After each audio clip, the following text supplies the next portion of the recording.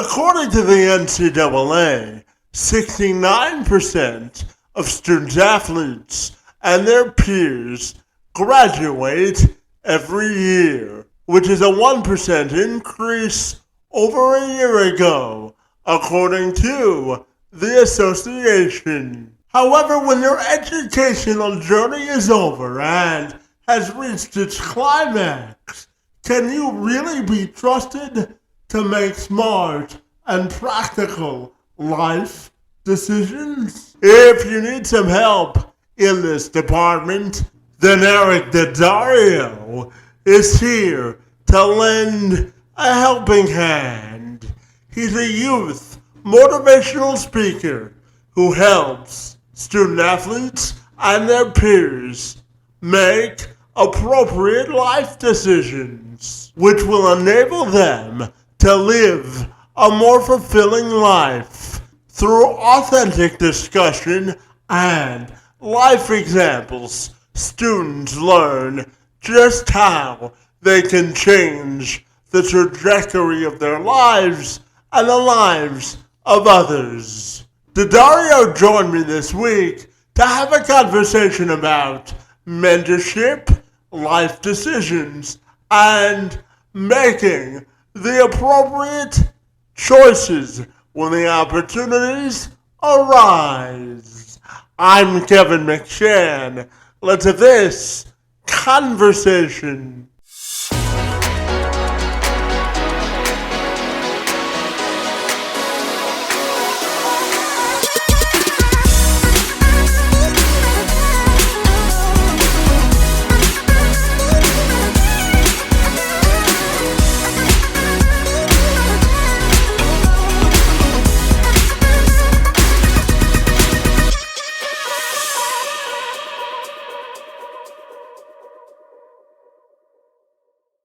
Daddario began his remarks by reflecting on why it's important for him to have a platform to assist students and student athletes to make appropriate life decisions, which helps them be put on the fast track to success.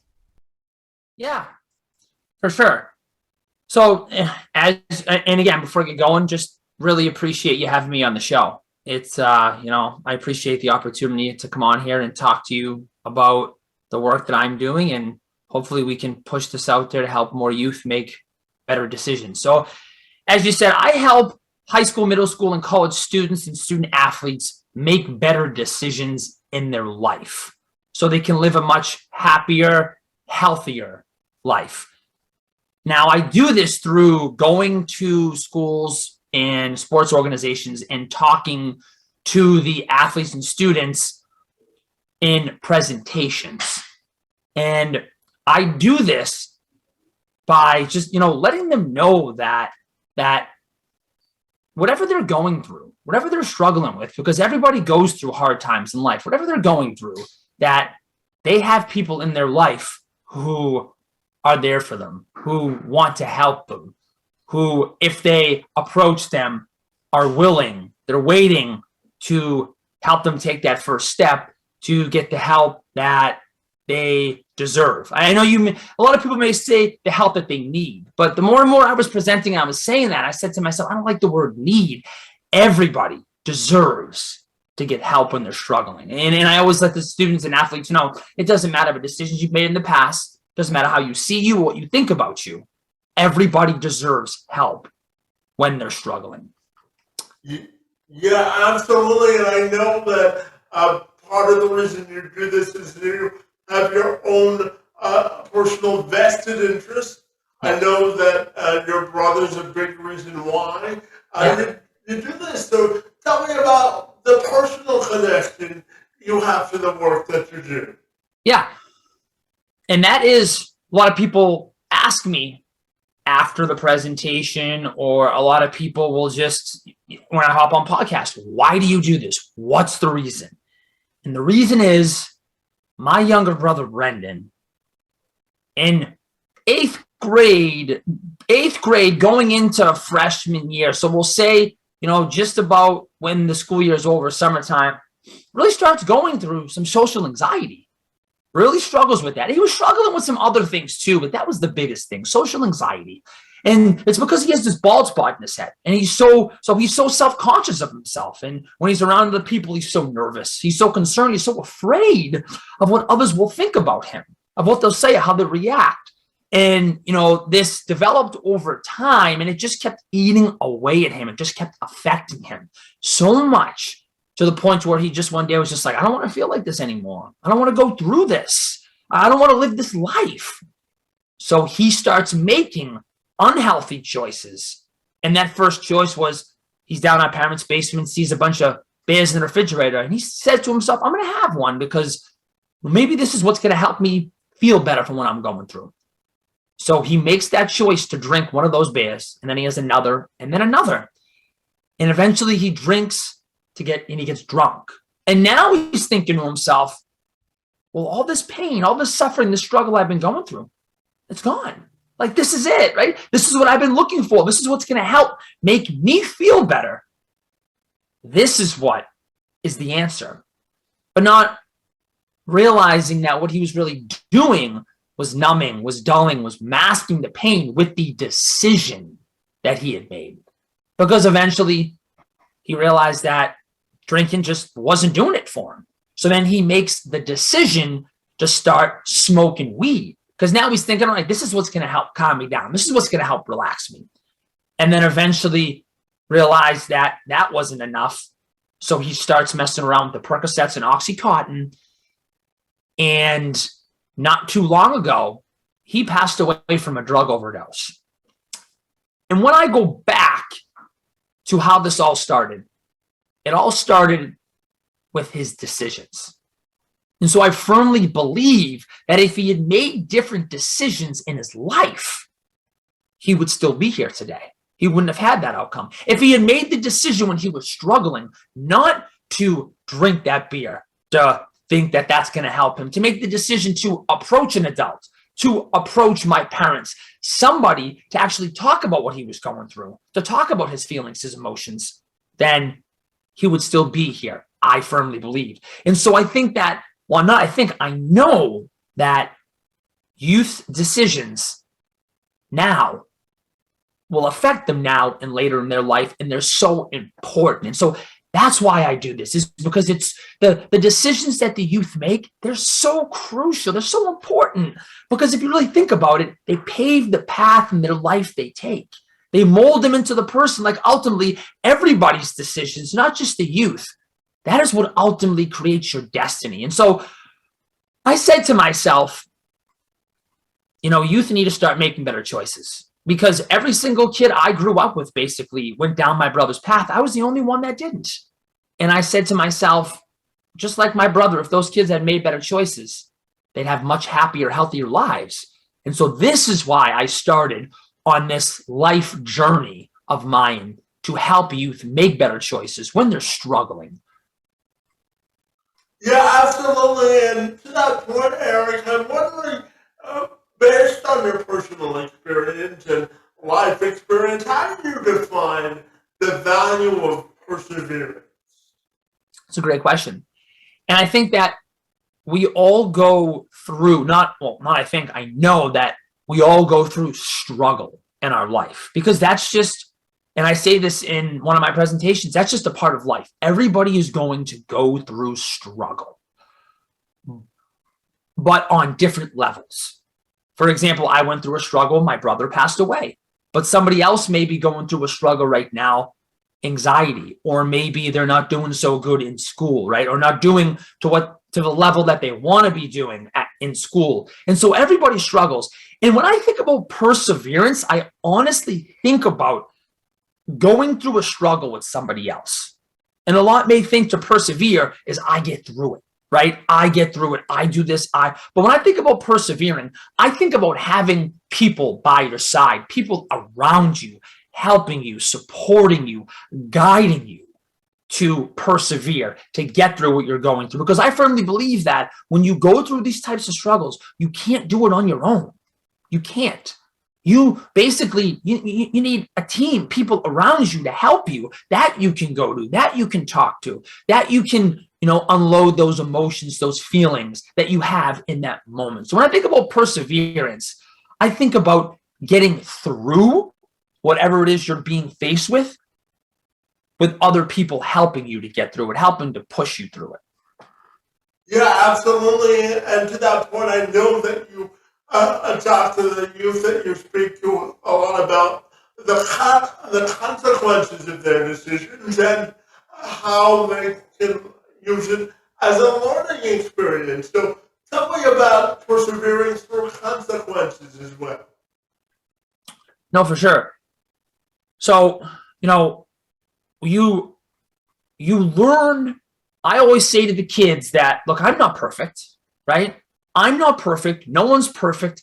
Everybody makes decisions in their life that when they look back on, they wish they could have back. And again, that's another thing that's part of life, is going through those struggles, as you heard before. And when you go through those struggles, sometimes people make poor choices. And when you look back on them, well, I always say to the students and the athletes, when you look back on those choices that you've made, a great thing to do is you look at the situation and you say, why did I make that choice? What was the reason I made that choice? And then you say, okay, what could I have done differently now? So I made the choice, let's say, because I had a certain mindset. Now, what could I have done differently? Well, I could have thought about this differently. I could have thought about that differently. I could have said this or that. And then whatever that thing is that you would have done differently, you take it with you and you move on. Because then when you get in situations like that in life, then you can persevere through it, because you've learned from the consequences of the choices that you've made in the past, right? Yeah, absolutely. And tell me, Eric, about your own personal story. I know that you suffered an eye injury, and I know that your childhood also shaped sort of the person you are today. So tell me about it. I'm curious. Yeah. And I don't really talk a whole ton, about this, but I mean, I have been asked to, so I do. When I was going into the 8th grade, so the summer of my 7th grade year, I was in the woods playing with my friends. We were just hanging out and just being 7th graders, just hanging around, throwing sticks around. And all of a sudden, a kid threw a stick my way. I turn around, and the stick stuck right in my eye. And I yanked that stick out because it was just sticking there. And as soon as I yanked it out, blood starts, coming down my face, down my body, and I pass out. And all of a sudden, I wake up in an ambulance. There's an EMT to my left. There's an EMT to my right. I'm thinking to myself, what happened? What's going on? Where are they taking me? I remember looking to that EMT to my right, and I said to them, what happened? Like, what's going on here? He goes to me, taking you to the hospital. Everything's going to be fine. I go to the hospital that night, and they perform a 6-hour surgery on my eye to save it. Because what happened was, when that stick hit my eye, I always say, take an orange, picture an orange, a knife, slice the orange in half. That's what happened to my eye. It's sliced in half. So the cornea in my eye was damaged, was ruptured. And the retina detached. So I couldn't see out of it, and I still am blind in it right now. I was in the hospital for a few weeks. I'll never forget. You talked about perseverance, right? This was, you could say, probably this was the first big struggle, the first time I had to persevere through something, because I had invested so much of my time, my energy, my efforts into hockey. And I said to myself when I was younger, in the 7th, 6th grade, my big dream was, I want to become a professional hockey player. I want to play hockey at the highest level I possibly can. When I was laying in that hospital bed, I just couldn't stop thinking how I'm never going to be able to play hockey again. I'm never going to be able to play hockey again. And I remember getting out of the hospital a few weeks later, And my dad had said that, he went downstairs and he saw my bag there. And he said to me, I remember him coming up and saying, I don't know if you're ever going to be able to play again. And that was tough, because that was a lot of my life. I had invested a lot of time and energy into that. But I was eventually able to play, and I played Division I, the highest level you can. After that, I wasn't able to play any professional hockey. But let's backtrack for a sec. When I left the hospital, a really persevering moment, struggle. It's funny, just like my brother, I went through this struggle where I went home, I took the patch off my eye, and I looked at my eye, and it was shrunk. It didn't look like it does right now. I have a fake eye, you can say. A fake eye that's over my real eye, right? So I can show you here. This is a fake eye, and this is what my eye looks like. And so when I saw this in the mirror, I said to myself, look at you, right? I started beating myself down. I said, you look so ugly. What girl's going to want to date you? What guy's going to want to be your friend, hang out with you? And so I remember running in my room, shutting the door, hiding under the comforters, and being like, I hate myself. I don't want anybody to see me like this. I'm so ugly. They're going to talk about me. They're going to make fun of me. They're going to point at me. And I didn't leave my room, let alone my house, for a few days. And it wasn't until I made, again, that word comes up that I talk about, the decision to talk to my parents, to let them know how I was really feeling in here. And that was the first step I took to start healing, to start dealing with this. And so it's funny, because if you think about it, you have my brother who struggled, right, with the bald spot, and he made a different decision than me to start drinking, to start smoking, to deal with what he was going through. But I struggled with my eye, and I made a different decision. So that is right there a classic case of two people going through struggle. And I would say they were pretty similar. Well, my brother made one choice, I made the other, and we just went down completely different paths. And that is the power of decisions right there. Inclusion leads to the promise of acceptance. It's my firm belief that we all have gifts and a platform to share with the world. And if you've spent any length of time listening to this podcast, you know I've had my own battle with perseverance, with being diagnosed with cerebral palsy at birth. I shared with Daddario my personal struggles and triumphs with cerebral palsy, and asked him to reflect upon the importance of inclusion for all. Oh, 100%. 100%. I firmly believe in that. And actually, when you started talking, you mentioned cerebral palsy. I have a really good friend that has cerebral palsy. And so, I'd love to hook you guys up after this. You guys could talk, because let me tell you something. He's a motivating person. I think you guys would really hit it off. You could have him on here too. But I think it's important to include others for sure. And again, as I said, when we're struggling, when we're going through hard times, having people in our life to help, to support us, because others may have gone through hard times. Like you went through this, right, at a young age, and growing up, maybe in high school or later on in your life, maybe one of your friends is struggling. And so now you can help them. So I think that, including a diverse community around you in your life is important. Accepting others for who they are, for what they're going through, I think is largely important for sure. Yeah, absolutely. And I'm also wanting to ask you about what you're telling us about social isolation, and really getting out there and putting themselves front and center in terms of socially including themselves and persevering through isolation socially if they're going through that. So it's important, as I've said numerous times in this, because I think it's, and I'll triple down on it here, that yes, you're around other people. Other people, though, I think a lot of youth maybe make the poor choice to surround themselves with others that maybe don't have the same goals as them, that maybe aren't trying to do what they're doing. And so I know that happened for me. All of my friends, they didn't really have the goals I had. And so they were going this way and I wanted to go this way. So I eventually broke off with them. But in talking about isolation and talk about getting out there and being around other people, I would say that it's important to be around those who are going to accept you for you, right?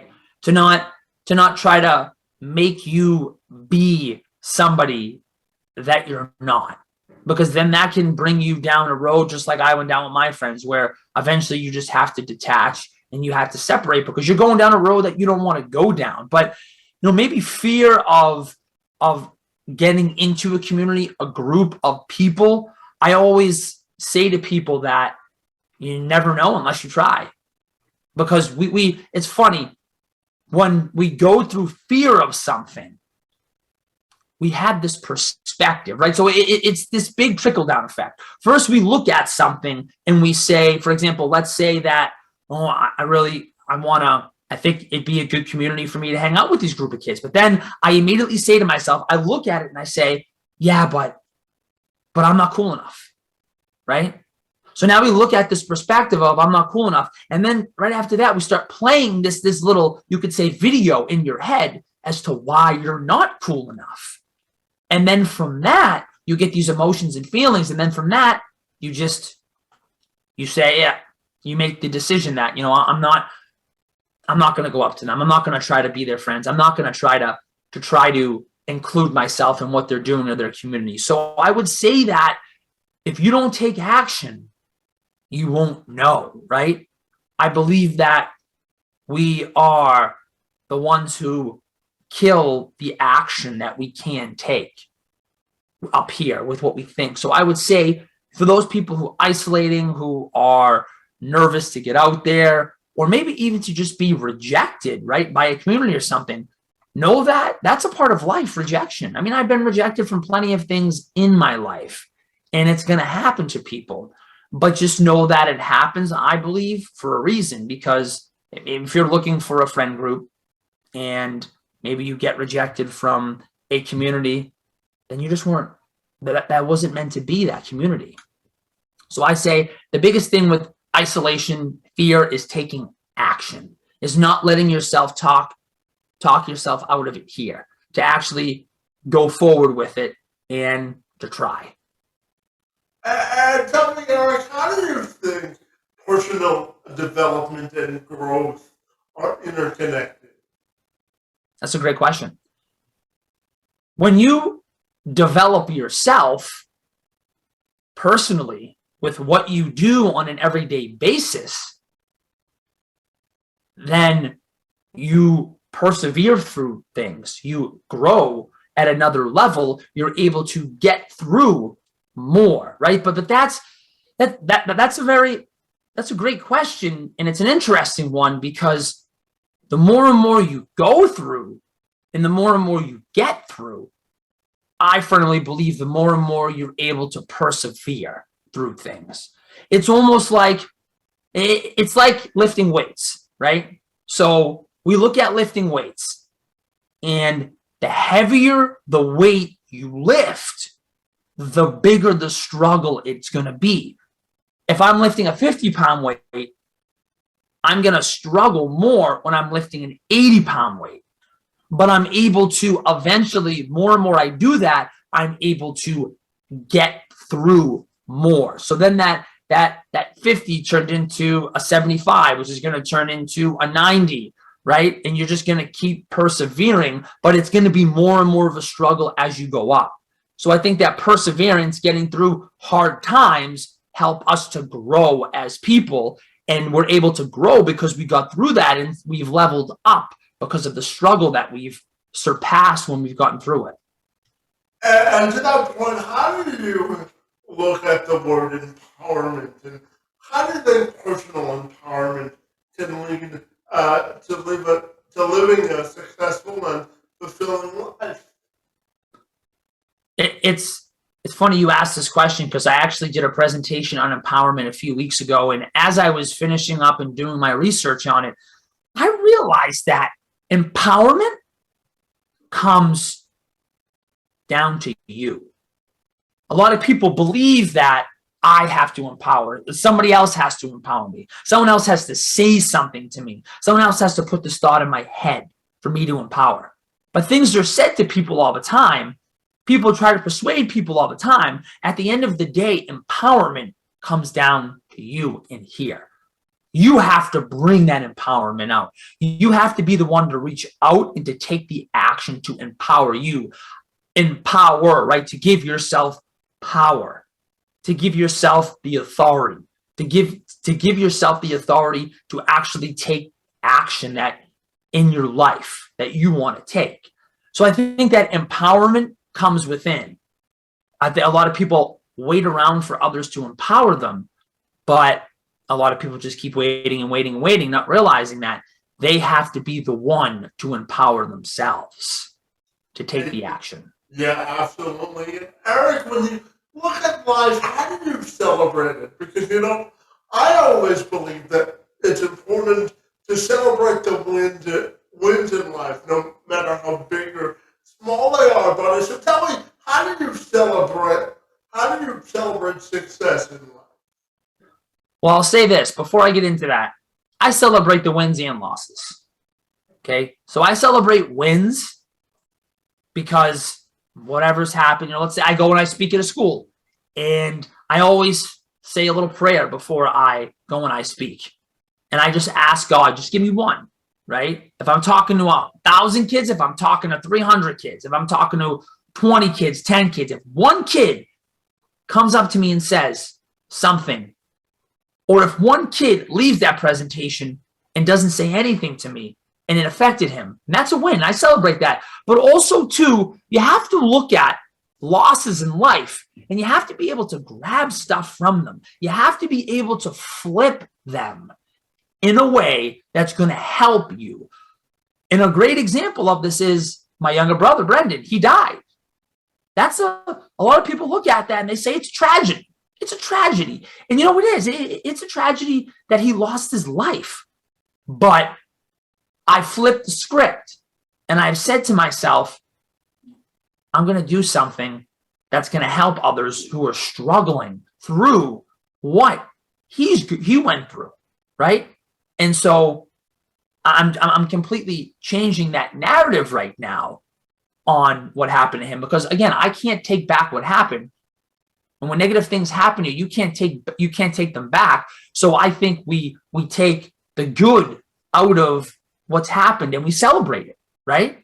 Because there's always good in everything. Like the good thing that happened with what happened with my brother dying is right now we're on this podcast and we're talking. If my brother never died, I wouldn't be on this podcast. And that person right now listening who's struggling wouldn't be able to get some motivation, wouldn't be able to get through the struggle that they're facing because if my brother didn't pass away, then we wouldn't be doing this. So I always celebrate the wins and the losses for sure. Yeah, absolutely, Eric. And I have to ask you, buddy, and I know that you're originally from Massachusetts, buddy, and I can hear the accent. So tell me, what's the best part of living where you live, buddy? I'm curious. The best part of living in Boston? You got it. What's the best part? There's a lot. I love it here. I love Boston. Yes, I'm from Boston. You can hear the accent. We don't say car, we say car. I get that all the time. Yup. I get that all the time whenever I go and I speak in another state. They can hear it right away. No, the best part about living in Boston is I love you could say the energy and just the fast pace. I love just the energy and the fast pace about being around Boston. That's just, I would say that's the biggest thing for me. Yeah, absolutely. And one of the things that I'm picking up on talking to you, Eric, is your energy for life. And, I always tell people that you have to be excited about living life because life, to me, Eric, is a grand adventure and we're all given a platform to share our differences or strengths. So tell me about living a life with energy and excitement and what that means to you. Well, I'll say this is, I don't care how successful you are. I don't care how energetic you are. There's going to be peaks and valleys, right? There's going to be peaks and valleys in what you go through. So sometimes you may have a ton of energy and sometimes it may be down. But living a life filled, with energy is just going through that roller coaster, I would say. But every day waking up, and regardless of what you're going through, regardless of what you're struggling through, just doing your best, just putting forward the best effort that you can to look at the positives, because there are going to be days, everyone goes through them. I'm sure you can relate to this. There are going to be days where you say, man, nothing's going right for me today, right? And you're not up here, you're down here. But to put your best foot forward, to just look at everything you have in life and to just keep on going, because that's what's going to get you through those those hard times, those days in your life that maybe are the roadblocks, right? What's interesting, you just used the word life's a journey, and it is for sure a journey of peaks and valleys.